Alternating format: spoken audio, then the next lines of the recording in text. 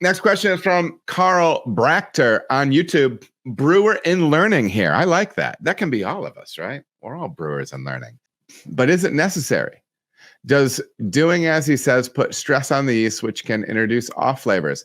My take is when a starter is made, the yeast are eating the sugar and oxygen in the wort and putting off CO2, which means the starter would have no oxygen. We don't say finished beer is oxidized, so why would we say a starter can be oxidized? So this is from a video where I was talking about starter wort, and maybe I could have been more clear. This is this idea of, I said that you might want to be careful of putting an oxidized yeast starter into your batch of beer, or at least the volume of it, right? The reason I'm saying that is because when I was making yeast starters at home, I was utilizing a stir plate. And so I had my Boss little Erlenmeyer flask. I'd have my wort in there, stir bar, and I'll put it on the stir plate, put my yeast in, and start growing my yeast.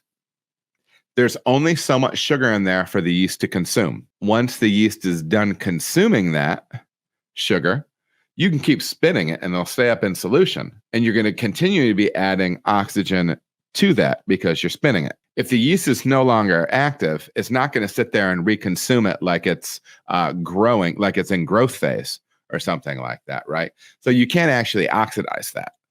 You can't actually oxidize that starter wort.